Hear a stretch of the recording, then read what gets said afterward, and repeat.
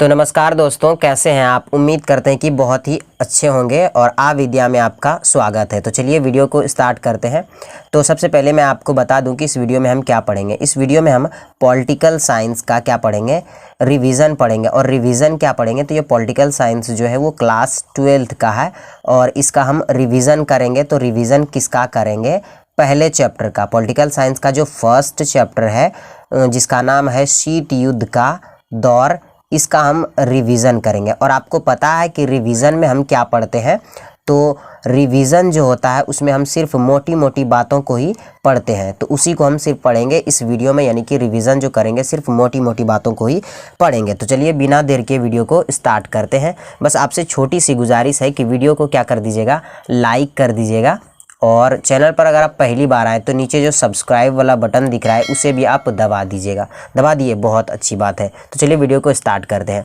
तो पहला टॉपिक हमारे सामने है शीत युद्ध, यानी कि कोल्ड वॉर। कोल्ड वॉर क्या है, तो वह तनावपूर्ण अंतर्राष्ट्रीय स्थिति जो द्वितीय विश्व युद्ध के बाद, तो दूसरा विश्व युद्ध के बाद यानी कि 1945 से लेकर 1990 तक, ठीक है, जारी रहा था। इसी को हम शीत युद्ध की संज्ञा देते हैं। तो सबसे पहले शीत युद्ध समझने से पहले हमको ये समझना होगा कि चैप्टर का नाम जो शीत युद्ध का दौर है, आखिर इस चैप्टर का नाम ये क्यों रखा गया है, शीत युद्ध का ही दौर क्यों रखा गया है। तो चलिए इसको हम समझते हैं सबसे पहले। तो यहाँ पर मैं लिख देता हूँ शीत युद्ध का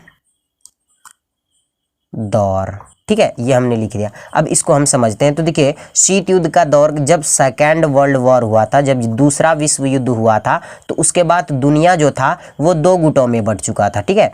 तो पहला जो था यानी कि पूर्वी खेमा जो था वो था सोवियत संघ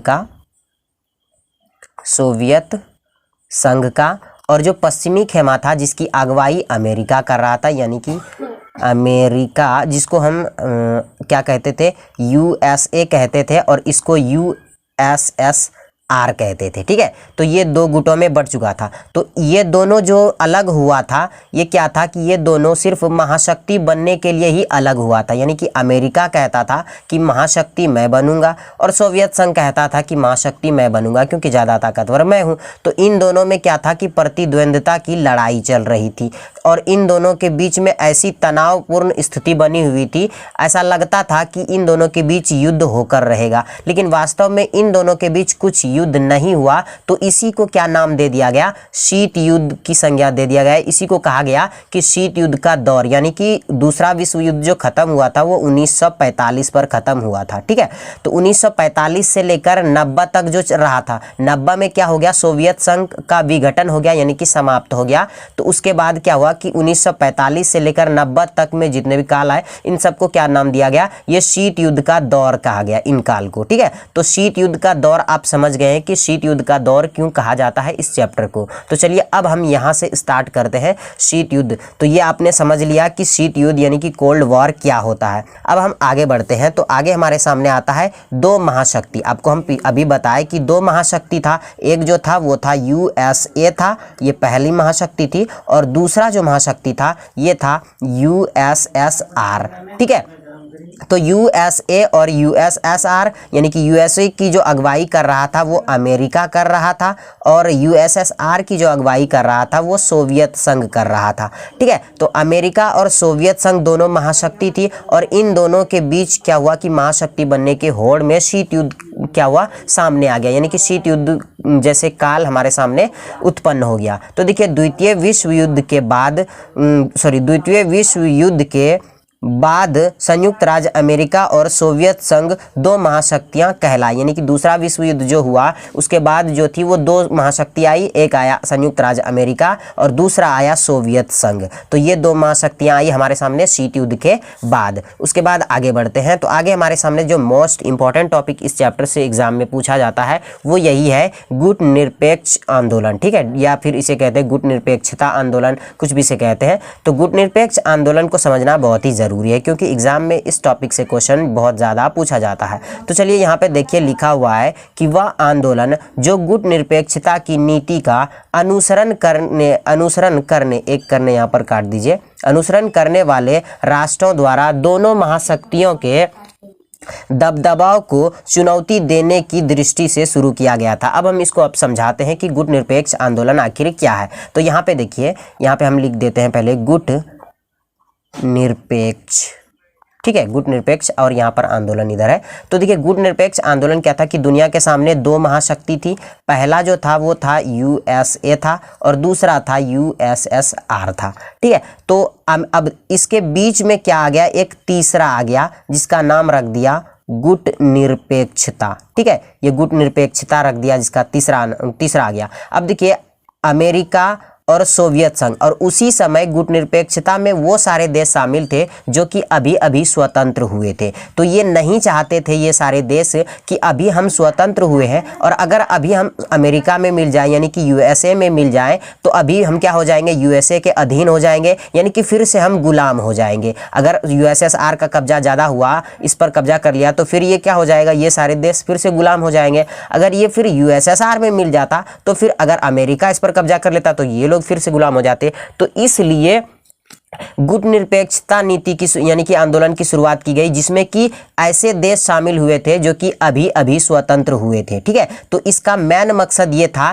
कि इन दोनों में से किसी भी गुट में शामिल नहीं होना, ठीक है। तो गुट निरपेक्ष आंदोलन का जो मेन उद्देश्य क्या था कि दोनों में से किसी भी गुट में शामिल नहीं होना, ये मेन उद्देश्य था। तो आप समझ गए होंगे कि गुट निरपेक्ष आंदोलन का मेन उद्देश्य क्या था। अब हम आगे बढ़ते हैं। अब अगला टॉपिक यानी कि टॉपिक नंबर 5 हमारे सामने आता है CIA। तो CIA जो है इसका पूरा नाम पूछा जाता है, यानी कि CAI का फुल फॉर्म लिखिए। तो इसको आप लिखेंगे central intelligence agency. Central intelligence agency CIA का पूरा नाम है। ये क्या है कि संयुक्त राज्य अमेरिका जो है यानी कि USA जो है इसका क्या है, ये एक खुफिया एजेंसी है। USA का, संयुक्त राज्य अमेरिका का ये एक खुफिया एजेंसी है। तो इसका आप क्या कीजिएगा, नाम याद रखिएगा, फुल फॉर्म याद रखिएगा। CIA का पूरा नाम क्या है, तो सेंट्रल इंटेलिजेंस एजेंसी, ये आप याद रखिए। उसके बाद अगला टॉपिक हमारे सामने आता है टॉपिक नंबर 6 जो कि क्यूबा के बारे में हमसे पूछा जाए, यानी कि क्यूबा का कुछ परिचय। तो क्यूबा क्या है, देखिए कि ये संयुक्त राज्य अमेरिका के तट से लगा हुआ है और यह एक छोटा सा द्वीपीय देश है। कैसा द्वीप है, द्वीपीय देश है। अब हम यहाँ पर समझते हैं कि आखिर क्यूबा क्या है। तो अगर आप मैप देखेंगे तो मान लीजिए सपोज के तौर पर मैं आपको बता रहा हूँ, ये जो है ये अमेरिका है, ठीक है। और यहाँ पर मान लीजिए कि ये क्या है, सोवियत संघ है, यानी कि ये USA है और ये USSR है। तो USA और USSR है और क्यूबा यहाँ पर एकदम बहुत सा छोटा सा देश है, ठीक है। तो क्यूबा जो है वो अमेरिका के तट से सटा हुआ है। आप देख सकते हैं इसकी दूरी और इसकी दूरी जो है वो कितनी, मतलब कितना ज़्यादा फर्क है इन दोनों में। तो क्यूबा जो है वो USA यानी कि अमेरिका के तट से सटा हुआ है, लेकिन इसका जुड़ाव जो था, ये क्यूबा यहाँ पर लिख देते हैं आपको, क्यूबा। तो इसका जुड़ाव जो था वो सोवियत संघ से था, यानी कि USSR से था। अब ऐसा क्यों था, तो USSR में जो विचारधारा था वो समाजवाद या साम्यवाद था, समाजवाद या साम्यवाद था। तो यही विचारधारा यहाँ पर भी था, क्यूबा में भी था। तो इसलिए इन दोनों में जो संबंध था वो बहुत ही अच्छा था, यानी कि दोस्ताना तरीके से संबंध था इन दोनों के बीच में, ठीक है। तो ये क्यूबा जो था वो किससे जुड़ा हुआ था, USSR से जुड़ा हुआ था, यानी कि सोवियत संघ से जुड़ा हुआ था। लेकिन ये सटा हुआ किसके साथ था, तो ये अमेरिका के तट से सटा हुआ था। तो आप समझ गए होंगे कि क्यूबा क्या है, क्यूबा एक छोटा सा द्वीपीय देश है जो कि अमेरिका के तट से सटा हुआ है। तो क्यूबा के बारे में आपको छोटी सी जानकारी मिल गई जो कि बहुत काफ़ी ज़्यादा है। उसके बाद 7वां टॉपिक आता है कि क्यूबा का जो एक मिसाइल संकट, यानी कि क्यूबा का मिसाइल संकट आपने पढ़ा था, क्या हुआ। तो क्यूबा का मिसाइल संकट कब हुआ था, 1961 से 1962 तक। लेकिन इसको कहा जाता है, एग्जाम में अगर आपसे ऑब्जेक्टिव में पूछा जाए तो क्यूबा का मिसाइल संकट कब हुआ था, तो ज़्यादातर 1962 ही आपका ऑप्शन में रहेगा, ठीक है। तो 62 अगर नहीं रहेगा तो अब आपको 1961 टिक करना है, लेकिन 62 ज़्यादातर रहता है, तो 1962 ही आपको टिक करना है। तो क्यूबा मिसाइल संकट कब हुआ था, तो 1962 को हुआ था। उसके बाद टॉपिक 8 आता है कि फिदेल कास्त्रो ये कौन थे। तो फिदेल कास्त्रो क्यूबा के राष्ट्रपति रहे हैं। क्या रहे हैं? क्यूबा जो था एक छोटा सा द्वीपीय देश जो कि अमेरिका के तट से सटा हुआ था, उस वहाँ का जो राष्ट्रपति रहा हुआ था ये क्या? Fidel Castro. उसके बाद अगले टॉपिक पर बढ़ते हैं। तो अगला टॉपिक हमारे सामने है को टॉपिक नंबर 9 मित्र राष्ट्र और धुरी राष्ट्र। तो यहाँ पर हम मित्र राष्ट्र पढ़ेंगे, नीचे आपके सामने धुरी राष्ट्र दिया हुआ है। तो मित्र राष्ट्र को पहले हम पढ़ लेते हैं। तो देखिए मित्र राष्ट्र जब सेकेंड वर्ल्ड वॉर हुआ था यानी कि दूसरा विश्व युद्ध हुआ था, तो सेकेंड वर्ल्ड वॉर में जो युद्ध हुआ था वो दो गुटों के बीच हुआ था। पहला गुट था जिसका नाम रखा गया था मित्र राष्ट्र, मित्र राष्ट्र, और दूसरा गुट जो नाम रखा गया था जिसका नाम था धुरी राष्ट्र। मित्र राष्ट्र और धुरी राष्ट्र के बीच क्या हुआ था? युद्ध हुआ था। अब देखिए कि मित्र राष्ट्र में कौन कौन से देश शामिल थे और धुरी राष्ट्र में कौन कौन से देश शामिल थे, ये एग्जाम में पूछा जाता है। तो चलिए हम जानते हैं कि मित्र राष्ट्र में कौन कौन से देश शामिल थे और धुरी राष्ट्र में कौन कौन से देश शामिल थे। तो देखिए मित्र राष्ट्र में देश शामिल थे ब्रिटेन, संयुक्त राज्य अमेरिका, फ्रांस और सोवियत संघ। तो ये जो देश थे वो किस में शामिल थे? ये मित्र राष्ट्र में शामिल थे। किस में थे? ब्रिटेन, संयुक्त राज्य अमेरिका, यहाँ पर सिर्फ अमेरिका लिख देते हैं, और फ्रांस और कौन थे? तो सोवियत संघ। और अब धुरी राष्ट्र की बात करें तो ये मित्र राष्ट्र में शामिल थे जिसको कि सोवियत संघ शामिल थे और जिन्हें मित्र राष्ट्र कहते थे। तो मित्र राष्ट्र किन लोगों को कहते थे? जिसमें कि ब्रिटेन, संयुक्त राज्य अमेरिका, फ्रांस और सोवियत संघ शामिल थे। तो इन्हीं को हम क्या कहते थे? मित्र राष्ट्र कहते थे। अब यहाँ पर धुरी राष्ट्र को समझते हैं। तो धुरी राष्ट्र में कौन कौन से देश शामिल थे? तो धुरी राष्ट्र में जर्मनी, इटली और जापान शामिल थे। जापान को द्वितीय विश्व युद्ध में धुरी राष्ट्र की संज्ञा दी गई थी या धुरी राष्ट्र में ये सारे देश शामिल थे। तो कौन कौन से थे? जर्मनी, जापान और कौन थे? तो जर्मनी, जापान और इटली। ये तीनों देश इसमें धुरी राष्ट्र में शामिल थे और ये चारों देश किस में थे? तो मित्र राष्ट्र में शामिल थे। धुरी राष्ट्र में ये सब और मित्र राष्ट्र में ये सब, इस तरीके से शामिल थे। लेकिन इसमें जीत जो हुआ था वो मित्र राष्ट्र की जीत हुई थी और धुरी राष्ट्र की हार हुई थी। यानी कि ये जो धुरी राष्ट्र जर्मनी, जापान और इटली थी, इन तीनों का इसमें हार हुआ था, इनमें यानी कि पराजित हुआ था, और इसमें मित्र राष्ट्र जो थे इसमें इसका जीत हुआ था। तो मित्र राष्ट्र और धुरी राष्ट्र के बारे में आप जान चुके हैं कि मित्र राष्ट्र और धुरी राष्ट्र क्या है। उसके बाद हम अगले टॉपिक पर बढ़ते हैं। उसके बाद अगला टॉपिक हमारे सामने है लिटिल बॉय और फैट मैन। ठीक है, तो लिटिल बॉय और फैट मैन क्या है तो इसे जानना काफ़ी ज़रूरी है। तो क्या हुआ था कि अमेरिका जो था, यूएसए जो था, इन्होंने जापान के कहाँ पर? जापान के दो शहर पर, दो शहर कौन से? तो पहला था हिरोशिमा और दूसरा था नागासाकी। हिरोशिमा और नागासाकी जो शहर था, इन दोनों शहर पर परमाणु बम गिरा दिए थे। जब इन दोनों शहर पर परमाणु बम गिरा दिए थे तो जो बम गिराया गया था उसका कुछ नाम था। तो जो एक बम गिराया गया था उसका नाम था लिटिल बॉय। क्या नाम था? लिटिल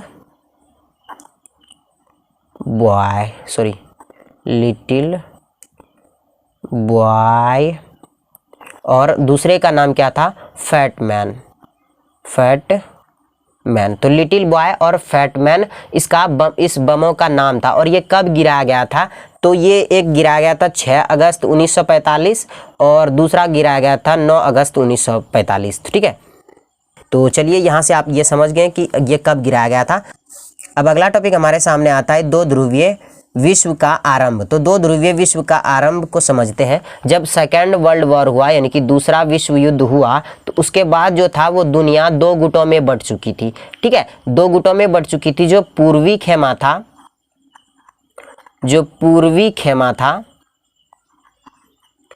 था उसकी अगुवाई कर रहा था यूएसएसआर, और जो पश्चिमी खेमा था उसकी अगुवाई कौन कर रहा था? उसका यूएसए कर रहा था। ठीक है। तो यहीं से क्या हुआ कि दो ध्रुवीय विश्व का आरंभ हो गया, यानी कि दुनिया जो थी वो दो गुटों में बढ़ चुकी थी। पहला गुट जो था वो पूर्वी खेमा कहा जाता था, जिसे यूएसएसआर, और इसको पहली दुनिया भी कहा जाता था। क्या कहते थे? पहली दुनिया। और जो ये माफ कीजिएगा, पश्चिमी खेमा को पहली दुनिया कहा जाता था और पूर्वी खेमा को दूसरी दुनिया कहा जाता था। तो पश्चिमी खेमा यानी कि अमेरिका को पहली दुनिया कहा जाता था और यूएसएसआर को दूसरी दुनिया कहा जाता था। तो दो ध्रुवीय विश्व का आरंभ यहाँ से कंप्लीट होता है। अब हमारे सामने आता है ऑब्जेक्टिव क्वेश्चन। हमने इसका समरी पढ़ लिया, यानी कि क्या कह सकते हैं कि इसका रिवीजन कर लिया पहले चैप्टर का। अब हम इस चैप्टर का क्या करेंगे, ऑब्जेक्टिव क्वेश्चन पढ़ेंगे, जो कि काफ़ी इंपॉर्टेंट है। तो चलिए ऑब्जेक्टिव क्वेश्चन की ओर बढ़ते हैं। तो यहाँ से अब स्टार्ट होता है हमारा objective question, political science chapter 1 का एमसीक्यू क्वेश्चन, यानी कि ऑब्जेक्टिव क्वेश्चन। और ये सारे ऑब्जेक्टिव क्वेश्चन बहुत ही ज़्यादा इंपॉर्टेंट है इस बार के बोर्ड एग्जाम के लिए। तो चलिए वीडियो को स्टार्ट करते हैं। तो पहला देखिए क्वेश्चन कह रहा है कि शीत युद्ध कब शुरू हुआ। ठीक है, तो शीत युद्ध शुरू कब हुआ? तो इसका राइट आंसर हो जाएगा ऑप्शन सी। क्या हो जाएगा? Option C. 1945 को शीत युद्ध क्या हुआ था? शुरू हुआ था। 1945 से लेकर 1990 तक ये चला था, क्योंकि उसके बाद सोवियत संघ जो था उसका विघटन हो गया था, यानी कि सोवियत संघ का समाप्त हो गया, सोवियत संघ समाप्त हो गया। तो पहले क्वेश्चन का राइट आंसर हो जाएगा ऑप्शन सी 1945। उसके बाद अगले क्वेश्चन की ओर बढ़ते हैं। तो अगला प्रश्न आपके सामने है, शीत युद्ध का अंत कब हुआ? तो मैंने अभी आपको तुरंत बताया था कि 1990, लेकिन ऑप्शन में आप देख सकते हैं कि 1990 नहीं है। तो यहाँ पर राइट आंसर हो जाएगा ऑप्शन ए 1991 हो जाएगा। ठीक है, तो इसका सोवियत संघ जो था इसका राइट अगर देखें कि इसका विघटन कब हुआ था, तो ये हुआ था 25 दिसंबर। ठीक है, 25 दिसंबर 1991 को इसका विघटन हुआ था। तो इसलिए यहाँ पर राइट आंसर हो जाएगा ऑप्शन ए 1991 को शीत युद्ध का अंत हुआ। जब सोवियत संघ का विघटन हुआ तो उसी के साथ साथ शीत युद्ध का भी अंत हो गया। उसके बाद तीसरे नंबर के क्वेश्चन पर बढ़ते हैं। तो तीसरा क्वेश्चन कह रहा है कि अमेरिका ने कौन सा सैन्य गुट बनाया? तो अमेरिका ने कौन सा गुट बनाया था? तो अमेरिका ने बनाया था, यहाँ पर देखिए आप देख सकते हैं कि अमेरिका के द्वारा नाटो की स्थापना की गई थी, सीटो की भी स्थापना की गई थी और सेंटो की भी स्थापना की गई थी। ठीक है, तो अमेरिका ने इन तीनों गुटों को बनाया था, सैन्य गुट को बनाया था। लेकिन यहाँ पर अगर राइट आंसर की बात करें तो सबसे पहले हो जाएगा ऑप्शन ए। ठीक है, नाटो की स्थापना की थी अमेरिका ने सबसे पहले। ये क्या था? अप्रैल 1949 में किया था। अप्रैल 1949 में इसकी स्थापना की थी। अगर मैं सही हूं तो शायद ये 4 अप्रैल 1949 में किया था नाटो की स्थापना। ठीक है, उसके बाद क्वेश्चन 4 की ओर बढ़ते हैं। तो क्वेश्चन 4 कह रहा है कि नाटो की स्थापना किस वर्ष हुई थी? ठीक है, तो नाटो की स्थापना अभी मैंने आपको तुरंत बताया था कि 1949 में इसकी स्थापना की गई थी। तो 4 अप्रैल 1949 को इसकी स्थापना की गई थी नाटो को। ऑप्शन सी आपका बिल्कुल सही हो जाएगा, 4 अप्रैल 1949 को। उसके बाद क्वेश्चन 5 कह रहा है निम्नलिखित में से कौन नाटो का सदस्य नहीं था? यानी कि नाटो में कौन सा देश शामिल नहीं था? तो नाटो में सिर्फ जो देश शामिल नहीं था वो था भारत। कौन नहीं था? भारत नाटो में शामिल नहीं था। तो ऑप्शन ए आपका बिल्कुल सही हो जाएगा। क्वेश्चन 5 का राइट आंसर ऑप्शन ए। उसके बाद क्वेश्चन 6 की ओर बढ़ते हैं। तो क्वेश्चन 6 कह रहा है कि ध्रुवीय विश्व, यहाँ पे 2 ध्रुवीय होगा। ठीक है, द्विध्रुवीय विश्व व्यवस्था में पूर्वी गठबंधन का नेतृत्व किसने किया था? तो मैंने अभी आपको रिवीजन में बताया कि जो पूर्वी खेमा था वो यूएसएसआर के, यानी कि उसका अगुवाई यूएसएसआर कर रहा था। तो यूएसएसआर कौन था? सोवियत संघ था। तो ऑप्शन डी जो हो जाएगा ये आपका बिल्कुल सही हो जाएगा, सोवियत संघ। उसके बाद अगले क्वेश्चन की ओर बढ़ते हैं। तो अगला प्रश्न आपके सामने है, निम्नलिखित में से किस देश द्वारा नाटो का नेतृत्व किया गया था? तो नाटो का नेतृत्व किसने किया था? तो इसका राइट आंसर हो जाएगा ऑप्शन ए यूएसए ने किया था। किसने किया था? यूएसए ने, यानी कि अमेरिका के द्वारा इसकी क्या नेतृत्व किया गया था? इसकी स्थापना अमेरिका ने ही की थी। तो ऑप्शन ए आपका बिल्कुल सही हो जाएगा क्वेश्चन 7 का। उसके बाद क्वेश्चन 8 की ओर बढ़ते हैं। तो क्वेश्चन 8 आपके सामने कह रहा है कि किस देश ने नाटो में अमेरिकी नेतृत्व का विरोध किया? तो इसका राइट आंसर हो जाएगा ऑप्शन बी। ऑप्शन बी बिल्कुल सही हो जाएगा, फ्रांस ने इसका विरोध किया था। किसने किया था? फ्रांस ने। क्वेश्चन 8 का राइट आंसर जो हो जाएगा वो हो जाएगा ऑप्शन बी बिल्कुल सही हो जाएगा। उसके बाद अगले क्वेश्चन की ओर हम बढ़ते हैं। तो अगला प्रश्न आपके सामने है, सोवियत संघ ने कौन सा गुट बनाया? तो सोवियत संघ के द्वारा जो गुट बनाया गया था वो था वारसा संधि। ऑप्शन डी आपका बिल्कुल सही हो जाएगा, वारसा संधि, यानी कि वारसा पैक्ट या वारसा संधि कह सकते हैं, ऑप्शन डी। और ये कब बनाया गया था? तो 1955 में इसकी स्थापना की गई थी सोवियत संघ यानी कि यूएसएसआर के द्वारा। सोवियत संघ के द्वारा 1955 में वारसा संधि की स्थापना की गई थी। उसके बाद अगले क्वेश्चन की ओर बढ़ते हैं। तो अगला प्रश्न आपके सामने कह रहा है कि गुट निरपेक्षता का अर्थ है। तो गुट निरपेक्षता का क्या अर्थ होता है? तो इसका जो सही आंसर हो जाएगा वो हो जाएगा विश्व के किसी भी गुट में शामिल नहीं होना। ऑप्शन बी जो हो जाएगा वो बिल्कुल सही हो जाएगा, विश्व के। अभी आपको हम बताएं कि जो दो गुट थे उन दोनों गुटों में किसी में भी शामिल नहीं होना, ये गुट निरपेक्षता का अर्थ होता है। ऑप्शन बी आपका बिल्कुल सही हो जाएगा। उसके बाद क्वेश्चन 11 की ओर बढ़ते हैं। तो क्वेश्चन 11 आपके सामने कह रहा है कि पहला गुट निरपेक्ष सम्मेलन कब हुआ था? तो पहला गुट निरपेक्ष सम्मेलन जो हुआ था वो हुआ था ऑप्शन बी 1961 में हुआ था पहला गुट निरपेक्ष सम्मेलन। और सबसे इम्पोर्टेंट क्वेश्चन यहाँ पर ये है कि जो पहला गुट निरपेक्ष सम्मेलन हुआ था वो कहाँ हुआ था? तो वो हुआ था बेलग्रेड में। कहाँ पर हुआ था? तो बेलग्रेड में पहला गुट निरपेक्ष सम्मेलन हुआ था और 1961 में ये हुआ था। उसके बाद अगले क्वेश्चन की ओर बढ़ते हैं। तो अगला प्रश्न आपके सामने है, पहला गुट निरपेक्ष सम्मेलन कहाँ हुआ था? तो अभी जस्ट पहले आपको हम बताएं कहाँ हुआ था, बेलग्रेड में हुआ था। ऑप्शन ए आपका बिल्कुल सही हो जाएगा, बेलग्रेड में पहला गुट निरपेक्ष सम्मेलन हुआ था। उसके बाद अगला प्रश्न आपके सामने कह रहा है कि गुट निरपेक्षता का नींव रखने में किस भारतीय नेता का प्रमुख योगदान है? यानी कि भारतीय नेता हमसे पूछा जा रहा है। तो भारतीय नेता जो थे वो थे जवाहरलाल नेहरू। ऑप्शन सी आपका बिल्कुल सही हो जाएगा। कौन थे? तो जवाहरलाल नेहरू ने थे, भारत की ओर से नेतृत्व करने वाले जवाहरलाल नेहरू थे। ऑप्शन सी आपका बिल्कुल सही हो जाएगा। उसके बाद क्वेश्चन 14 कह रहा है कि पहला गुट निरपेक्ष सम्मेलन के अध्यक्ष कौन थे? तो जो पहला गुट निरपेक्ष सम्मेलन हुआ था 1961 में, उसका जो अध्यक्ष था वो कौन था? तो इसका राइट आंसर हो जाएगा ऑप्शन बी, सुकर्णो था उसका पहला अध्यक्ष। कौन था? सुकर्णो। ऑप्शन बी आपका बिल्कुल सही हो जाएगा, सुकर्णो थे, सुकर्णो। ठीक है। उसके बाद अगले क्वेश्चन की ओर बढ़ते हैं। तो अगला प्रश्न आपके सामने है, G77 का आशय दुनिया के किन देशों से था? तो ये G77 का आशय जो था ये दुनिया के किस देशों से था? तो इसका राइट आंसर हो जाएगा ऑप्शन बी। किसका हो जाएगा? ऑप्शन बी, विकासशील देशों से। किससे था? तो ऑप्शन बी, विकासशील देशों से। तो विकासशील देश क्या है? जो देश अभी विकास कर रहा है, जैसे कि भारत जो है वो क्या है? अभी विकास कर रहा है, तो इसको हम क्या कहेंगे? ये विकासशील देश है। और विकसित देश किसको कहेंगे? तो जैसे मान लीजिए अमेरिका है, तो ये क्या है? अपना विकास कर चुका है, तो इसको हम विकसित देश कहेंगे। और जो विकास कर रहा है उसको विकासशील कहेंगे, और अविकसित उसको कहेंगे जो विकास नहीं किया, जैसे कि नेपाल।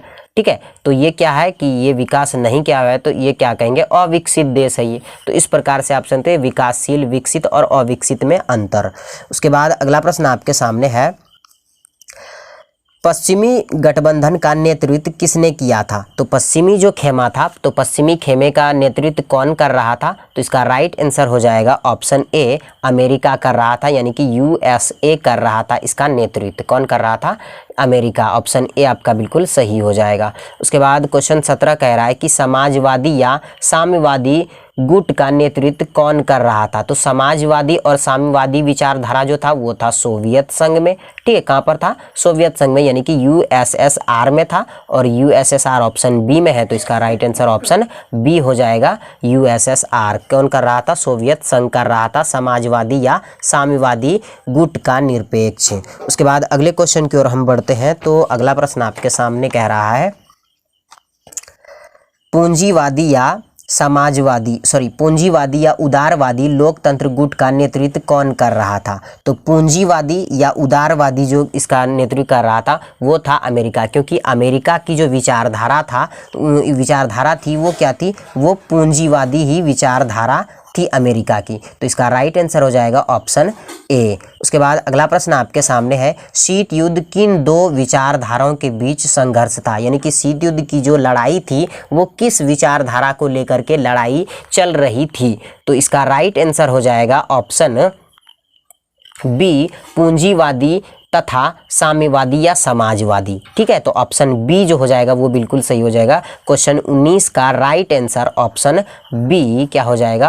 पूंजीवादी या साम्यवादी। तो ऑप्शन बी आपका बिल्कुल सही हो जाएगा। उसके बाद क्वेश्चन 20 कह रहा है कि द्वितीय विश्व में अमेरिका ने जापान के किन दो शहरों पर बम गिराया था? तो अभी आपको हम बताएं कि जो हिरोशिमा और नागासाकी था, यहाँ पर क्या किया था? अमेरिका ने बम गिराया था। तो ऑप्शन ए जो हो जाएगा वो बिल्कुल सही हो जाएगा। क्वेश्चन 20 का right answer option A, Hiroshima और नागासाकी।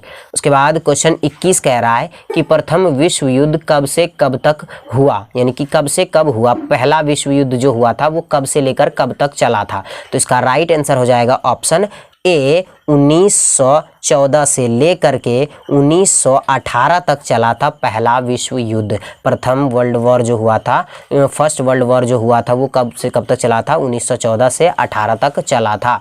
उसके बाद लास्ट क्वेश्चन कह रहा है कि द्वितीय विश्व युद्ध कब से कब तक चला था? जो दूसरा विश्व युद्ध हुआ ये कब से कब तक चला था? तो इसका राइट आंसर हो जाएगा ऑप्शन बी, 1939 से लेकर के 1945 तक चला था। कब तक चला था? 1939 से लेकर 45 तक। ये पहला विश्व युद्ध था और ये दूसरा विश्व युद्ध था। तो आप समझ गए होंगे कि ये पहला और दूसरा क्या था। तो यहाँ से ये वीडियो जो होता है वो ख़त्म होता है ठीक है, तो वीडियो ख़त्म होता है। अगर वीडियो ज़रा सा भी पसंद आता है तो प्लीज़ वीडियो को लाइक ज़रूर कीजिएगा, और चैनल पर अगर पहली बार आए तो नीचे जो सब्सक्राइब वाला बटन दिख रहा है उसे आप ज़रूर दबाइएगा, क्योंकि बहुत ही मेहनत लगती है। और वीडियो के कमेंट बॉक्स में आप अपना राय दीजिएगा कि ये वीडियो आपको कैसी लगी। अगर इसमें कुछ गलतियाँ हो गई तो आप बता सकते हैं बेझिझक। उम्मीद करेंगे कि वो सारी गलतियाँ अगले वीडियो में ना हो। तो इसी तरह का हम क्या करेंगे, रिविज़न सीरीज़ आपके लिए लाएँगे। अगर आप इस वीडियो को ज़्यादा पसंद करते हैं तो उम्मीद करते हैं कि वीडियो बहुत ही ज़्यादा अच्छी लगी होगी, क्योंकि मैंने अपनी तरफ से तो बहुत ज़्यादा मेहनत किया है, आपके लिए नोट्स भी तैयार किए हैं। तो इसलिए आप लाइक ज़रूर कीजिएगा, लाइक ज़रूर कीजिएगा। तो लाइक कर दिए, बहुत अच्छी बात है। तो मिलते हैं एक नए वीडियो के साथ, तब तक के लिए जय हिंद और जय भारत।